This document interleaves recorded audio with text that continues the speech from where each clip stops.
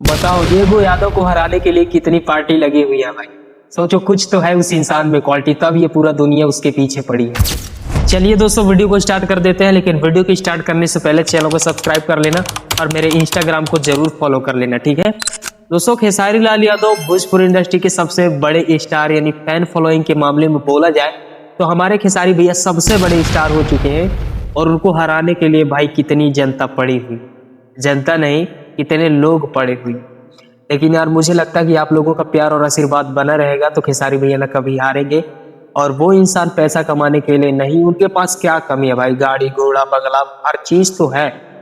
बस आप लोगों को छपरा को नंबर 1 बनाने के लिए वो इस पार्टी में ज्वाइन हुए और छपरा को नंबर 1 बनाने के लिए आ रहे हैं खेसारी भैया। सबसे पहले मैं आप लोगों को बता दूं कि बहुत अच्छे दिल के इंसान है और उनके साथ कोई नहीं है। आप लोग बोलते हो कि काजल राघवानी आएगी कि नहीं, भैया कोई नहीं आ रहा है यार। शायद अगर बुलाएंगे तो आएगी काजल, बाकी अभी तक ऐसा ऑफर नहीं आया कि हाँ काजल को बुलाया गया, बट काजल आई नहीं।